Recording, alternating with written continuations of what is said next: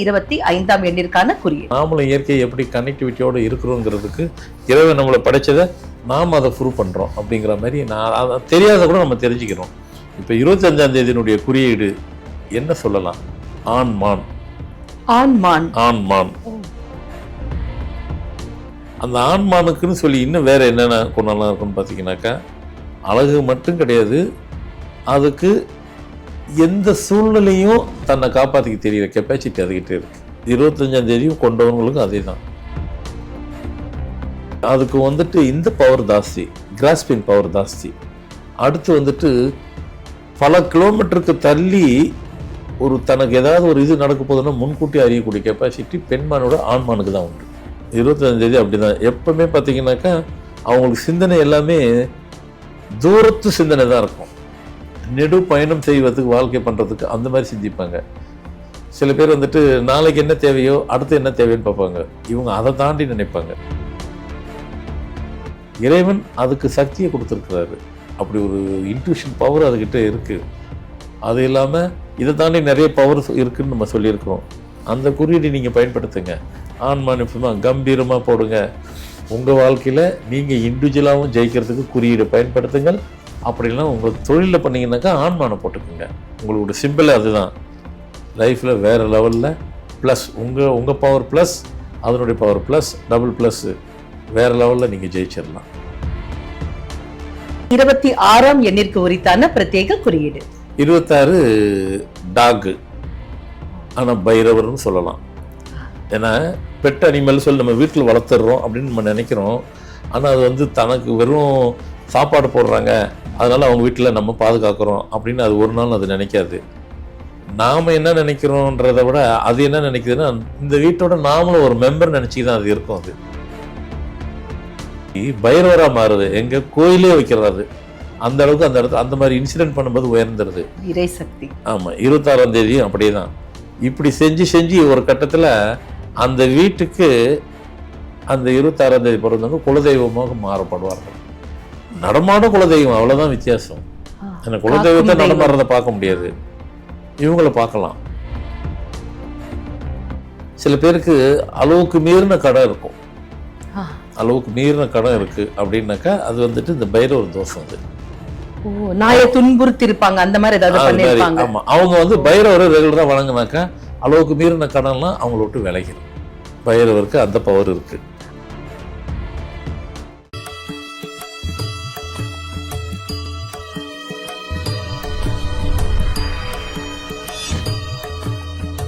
Format நியூமராலஜியின் அன்பு ரசிக பெருமக்களுக்கு இனிய வணக்கம்.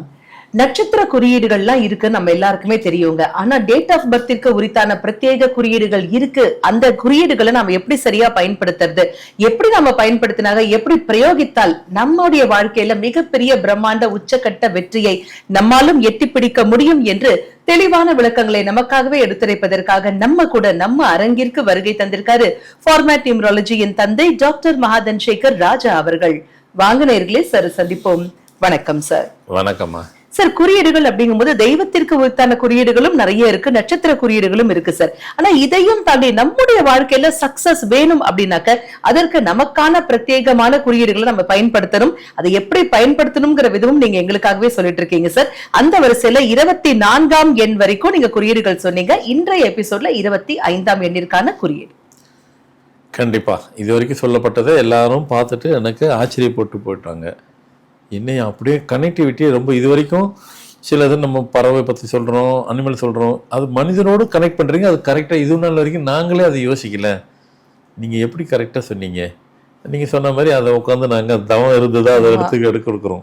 ஸோ உண்மையில் அது இயற்கைக்கு நம்மளோட நாமளும் இயற்கையை எப்படி கனெக்டிவிட்டியோடு இருக்கிறோங்கிறதுக்கு இறைவன் நம்மளை படைச்சதை நாம் அதை ப்ரூவ் பண்ணுறோம் அப்படிங்கிற மாதிரி அதை தெரியாத கூட நம்ம தெரிஞ்சுக்கிறோம். இப்போ 25ஆம் தேதியினுடைய குறியீடு என்ன சொல்லலாம்? ஆண்மான். ஆண்மான். ஆண்மான். மானில பார்த்தீங்கன்னாக்கா பொதுவாக மானிலாம் கூட்டமாக தான் இருக்கும். அது எல்லாம் பெண்மான் தான். ஆண்மான் மட்டும் தனியாக இருக்கும், எதுலேயும் கலக்காது, மிக்ஸ் ஆகாது. நாம் நினச்சப்போ மனிதர்களில் நாம தான் அழகாக இருக்கிறோம் அப்படி நாம் நினச்சிக்கிட்டு இருக்கிறோம். இப்போ மனிதர்கள் ஹியூமன் பீயிங் அப்படின்னு எடுத்துக்கிட்டோம்னாக்கா நான் கொஞ்சம் அழகாக இருக்கிறேன்ல அப்படின்னு நம்ம சொல்லிப்போம். குழந்தைங்க சொல்லும், குழந்தைங்க வளரும் போதே நான் அழகாக இருக்கிறல்ல அப்படிலாம் சொல்லுவாங்க. அது குழந்தை. ஆனால் பெரியவனாலும் நம்ம சொல்ல மாட்டோம், நம்ம மனசுக்குள்ள சொல்லுவோம். நினைச்சுப்போம், அதெல்லாம் நினைச்சுப்போம். அதெல்லாம் இல்லைன்னு சொல்லக்கூடாது. நான் கொஞ்சம் அழகாக இருக்கிறல்ல, சொல்லிக்கங்க, இருக்கிறது தானே சொல்கிறீங்க, அதெல்லாம் ஒன்றும் தவறு கிடையாது. கடவுள் கொடுத்தாரு, இருக்கிறோம், நம்ம இருக்கிறோம், இதில் என்ன தவறு? அழகுங்கிறது பல அழகு இருக்குது. அழகுங்கிறது ஆண்களுக்கும் உண்டு, பெண்களுக்கும் உண்டு. அது அவங்களுடைய ரசனையை பொறுத்து இல்லை, அமைப்பை பொறுத்து தான். சில பேர் சிரிக்கும் போகும்போதே அதுவே அழகு. இப்போ விஜயெல்லாம் பார்த்தீங்கன்னாக்கா புன்னகை அரசின்னு போகும்போது சிவாஜிலாம் சொல்லுவாராம், சிவாஜி கணேசன்லாம் நாமெல்லாம் பாரு, சிவாஜி விஜய் சொல்லுவாராம் அவர் படத்தில் வெளியே, அதாவது படம் முடிஞ்சதுக்கப்புறம் வெளியே சீனில் வெளியே உட்காந்துருக்கும் போது, நாமெல்லாம் கஷ்டப்பட்டு நடித்து கிளாப்ஸ் வாங்குறத இந்த அம்மா அவ்வளோ நேரம் பேசுவோம், ஒரே சிரிப்பு வச்சுட்டு கிளாப்ஸ் வாங்கிட்டு போயிடுது. அது உண்மைதான். அது அடுக்கி வைத்தார் போல பற்கள், அழகு. புன்னகை அரசி அப்படிங்கிற மாதிரி வெறும் சிரிப்பு, அதுவும் அழகு, அதுவும் நடிப்பு. அது மாதிரி அழகு வந்துட்டு மனிதர்கள் தான் இல்லை, இந்த மானு கூட தான் அழகுன்னு நினைக்குது. அது எப்படி சார் நினைக்கும்? அதெல்லாம் பறவைகளில் உண்டு. இப்போ புறா கூட இருக்கு, கலர் கலராக புறா இருக்கும், வெள்ளையா ஒரு புறா இருக்கும், அது இருக்கிறதுல அழகா இருக்கும். அது நினைக்கும் அது நாம அழகுன்ட்டு. மற்ற புறாவோட அது மிங்கிள் ஆகாது. அது மிங்கிள் ஆன மாதிரி இருக்கும், ஆனால் தனியாகவே இருக்கும்.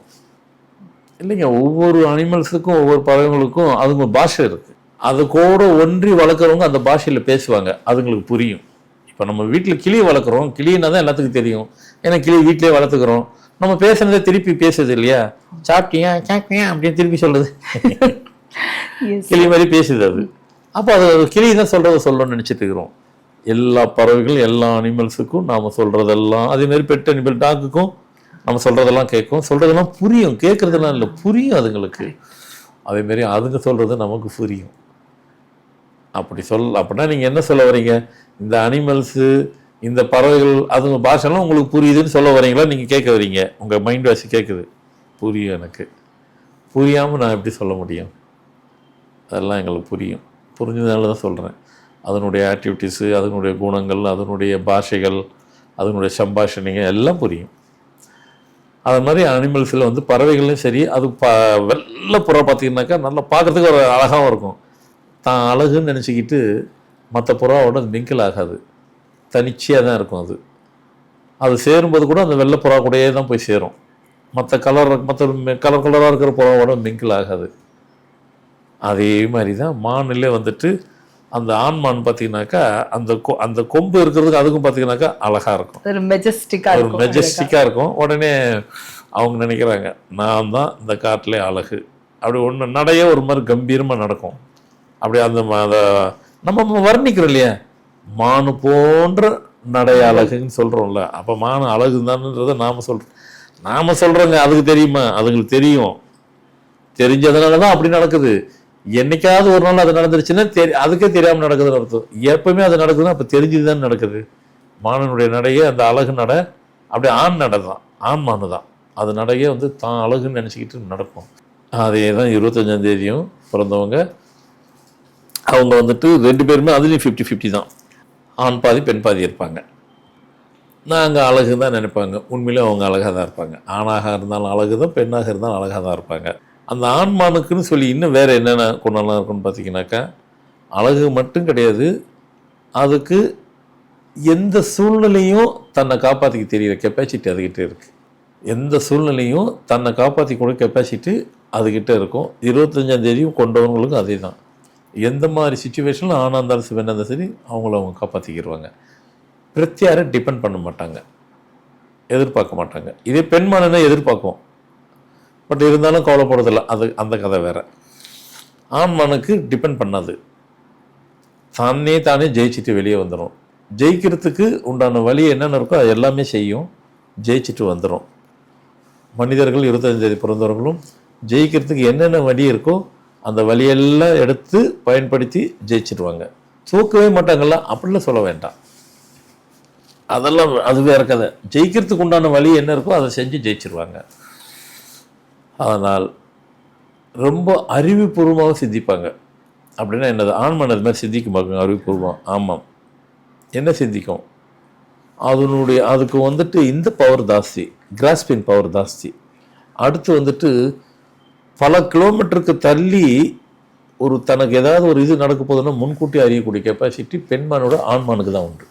அப்போ ஒரு ஒரு ஒரு ஒரு சவுண்டு கொடுக்கும், அலாட் பண்ணுங்க, எல்லாத்தையும் அலாட் பண்ணிடும். 25ஆம் தேதி அப்படிதான். எப்பவுமே பார்த்தீங்கன்னாக்கா அவங்களுக்கு சிந்தனை எல்லாமே தூரத்து சிந்தனை தான் இருக்கும். நெடு பயணம் செய்வதுக்கு, வாழ்க்கை பண்ணுறதுக்கு அந்த மாதிரி சிந்திப்பாங்க. சில பேர் வந்துட்டு நாளைக்கு என்ன தேவையோ அடுத்து என்ன தேவைன்னு பார்ப்பாங்க. இவங்க அதை தாண்டி நினைப்பாங்க. தொலைநோக்கு பார்வை, தொலைநோக்கு பார்வை அதெல்லாம் 25ஆம் தேதி உள்ளவங்களுக்கு உண்டு. எங்கே கொண்டு வந்து எதுலெல்லாம் கனெக்ட் பண்ணுறீங்க? உங்களை நான் கனெக்ட் பண்ணல, ஆனால் மானுக்கு அவ்வளோ சக்தி இருக்குது, அதோட நீங்கள் தான் கனெக்ட் ஆகுறீங்க இந்த எண் கொண்டவங்க. அப்போ ஒவ்வொன்றுத்துக்கும் ஒரு ஒரு சக்தியை நம்ம அந்த நம்பரோடு பிறந்தவங்க மனுஷருக்கு அதோடு கனெக்ட் ஆகிறோம். நாம தான் விலகி இருக்கிறோம், ஆனால் நம்மளுடைய இதெல்லாம் வந்து கனெக்ட் ஆகிட்டு தான் இருக்குது. ஒவ்வொருத்தருக்கும் ஒன்று ஒன்று இருக்கத்தான் செய்யுது. அது இல்லாமல் நாம் இல்லை. அதே மாதிரி அவங்க ஃபேமிலிக்குள்ளே எதனா ஒரு வருதுனாக்கா முன்கூட்டி சொல்லிடுவாங்க. அப்படின்னா என்னது, அந்த இன்ட்யூஷன் பவர் அவங்களுக்கு இருக்கும். இன்ட்யூஷன் பவர்னாக்கா பின்னாடி நடக்கிறது முன்கூட்டியே அறிதல் அவங்களுக்கு உண்டு. அந்த 25 பிறந்தா ஆணாக இருந்தால் பெண்ணாக இருந்தாலும் அவங்களுக்கு அந்த நம்பர் பிறந்தவங்களுக்கு உண்டு. அங்கே ஒரு ஆண்மானுக்கு எப்படி இருக்கோ அந்த பவர் இங்கே இருக்குது. சரிங்க, எல்லாம் நல்லா தான் சொல்லியிருக்கீங்க. நாங்கள் அந்த குறியீடு ஆண்மானை வச்சுக்கலாமா? தாராளமாக வைக்கலாம். இறைவன் அதுக்கு சக்தியை கொடுத்துருக்குறாரு. அப்படி ஒரு இன்ட்யூஷன் பவர் அதுக்கிட்ட இருக்குது.